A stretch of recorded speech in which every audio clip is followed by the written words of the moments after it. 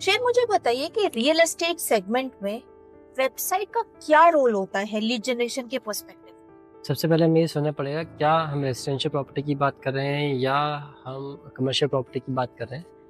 हालांकि अगर मेरे पर्सपेक्टिव में आप समझोगे तो जो वेबसाइट है उसका जनरली इतना रोल नहीं रहता, लेकिन हाँ डेफिनेटली जो लैंडिंग पेज है उनका डेफिनेटली एक रेलेवेंस रहता है आपकी हाई क्वालिटी लीड जनरेशन में और लीड को बेटर तरीके से क्वालिफाई करने में। जैसा कि आपने हमारी प्रीवियस वीडियोस को भी सुना होगा, उन वीडियोस में आपने देखा होगा कि हमने डिस्कशन करा है कि ऑडियंस को किस तरीके से आपने समझना है, कैसे उसका एनालिसिस करना है, कैसे उसकी डेमोग्राफिक के हिसाब से, उनके इंटरेस्ट के हिसाब से डिफरेंट उनकी कैटेगरी बन सकती है। अगर आप उसी सेंस में या उसी अपनी ऑडियंस को बाइफरकेट करते हैं, डिवाइड करते हैं मल्टीपल सेगमेंट्स में या उनके बाइंग के रीजंस में और उन नीड्स को समझते हुए अपने डिफरेंट लैंडिंग पेज बनाते हैं, तो डेफिनेटली वो चीज़ कस्टमर को बहुत ज़्यादा मीनिंगफुल लगती है और लोग बहुत ज़्यादा बेटर तरीके से रिलेट कर पाते हैं। कोई अपने लिए ले रहा है तो डिफरेंट रीज़न हो सकता है, कोई इन्वेस्टमेंट के लिए ले रहा है तो डिफरेंट रीज़न हो सकता है, कोई शॉप के लिए ले रहा है तो डिफरेंट रीज़न से ले सकता है। ऐसे रेसिडेंशियल में अगर हम ले रहे हैं तो लोग उसको भी सेम रेंटल पर्पज़ के लिए ले रहे हैं या इनकम पर्पज़ के लिए ले रहे हैं या किस गोल के साथ ले रहे हैं, वो सब चीज़ें मैटर करेंगी। तो जब आप उस तरीके से हर लैंडिंग पेज को इंडिविजुअली बनाते हैं तो एक डेफिनेटली एक मीनिंगफुल होता है। वेबसाइट के केस में क्या होता है कि वेबसाइट में बहुत सारी इन्फॉर्मेशन होती है और बहुत सारी इन्फॉर्मेशन जेनरिकली ठीक है, बट वो स्पेसिफिक नहीं है और स्पेसिफिक नहीं होती तो जनरली फिर लोग जनरल इन्फॉर्मेशन की तरफ कंसिडर करेंगे और जिस स्पीड से देखेंगे उस स्पीड से भूल भी जाएंगे। बिल्कुल सही बात बोली आपने। मुझे ये बताइए कि अगर ब्रांड को अपनी करंट वेबसाइट या वेबसाइट नहीं तो लैंडिंग पेज में अगर कोई चेंजेस करने हैं तो उन्हें क्या करने चाहिए।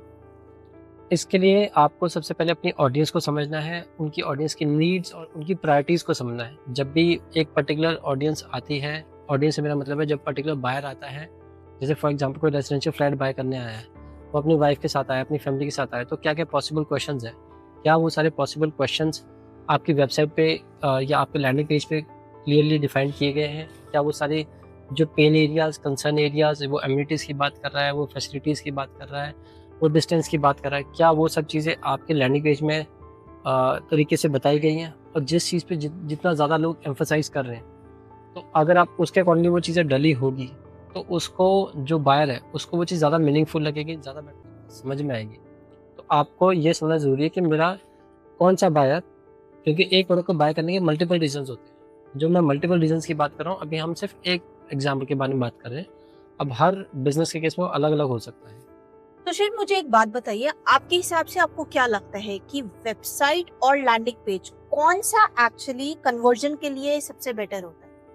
नो डाउट इसमें लैंडिंग पेज ही है जो सबसे ज़्यादा इंपॉर्टेंट है और सबसे ज़्यादा रेलेवेंट रिजल्ट आपके जनरेट कर सकता है। लैंडिंग पेज हर जो बायर्स है उसके डिफरेंट नीड्स को अचीव करने में या डिफरेंट नीड्स को सेग्रीगेट करने में आपकी बहुत हेल्प करता है। एक लैंडिंग पेज जैसे कि हमने डिस्कस करते हैं कि फॉर एग्जांपल कमर्शियल कोई प्रॉपर्टी लेने आया हुआ है, तो जो रिटायरमेंट के हिसाब से प्रॉपर्टी ले रहा है, तो रिटायरमेंट वाले की नीश अपनी डिफरेंट हो सकती है, उनकी रिक्वायरमेंट डिफरेंट हो सकती है, उनकी अंडरस्टैंडिंग डिफरेंट हो सकती है।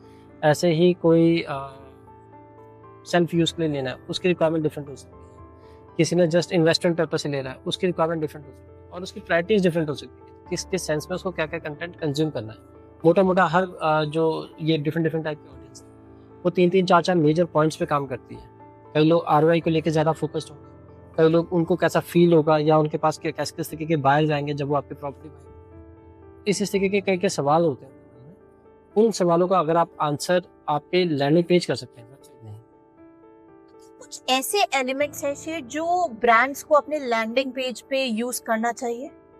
डेफिनेटली वो प्रोडक्ट टू प्रोडक्ट डिफर करेगा और वेरी करेगा। हमें बस ये समझना है कि हम कौन से एलिमेंट किस ऑडियंस के लिए बना रहे हैं। जो वर्चुअल स्पेस है या जैसे इंस्टीट्यूशनल बाइंग होती है, फॉर एग्जांपल एप्पल आपसे कोई स्टोर ले रहा है या रिलायंस स्मार्ट आपसे कोई स्टोर ले रहा है, तो उनकी रिक्वायरमेंट डिफरेंट है, उनकी अंडरस्टैंडिंग डिफरेंट है। वो डिफरेंट चीज़ें देख रहे हैं, वो कैचमेंट एरिया देख रहे हैं, वो इनकम ग्रुप देख रहे हैं और भी ऐसी बहुत सारी चीज़ें हैं जिसको वो कंसिडर करके चल रहे हैं। एरिया कितना बड़ा है, कितने लोग उस पर्टिकुलर एरिया में, इसके कॉम्पिटिटर के टाइप के मॉल्स और कितने हैं। इसी तरीके की हमें थोड़ी सी डिटेलिंग में जाना पड़ेगा और एक ऐसी चीज़ है जो 1-to-1 काउंसलिंग के थ्रू ही बेटर समझ में आती है या बेटर आप समझ पाते हो और राइट गाइड कर पाते हो।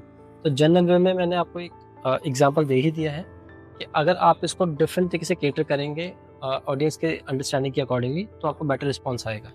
बिल्कुल सही बात। तो गाइस, आपके लिए अगर आपको हमारी ये मार्केटिंग वीडियो यूजफुल लगी है तो हमारे वीडियो को लाइक करिए और चैनल को सब्सक्राइब करिए।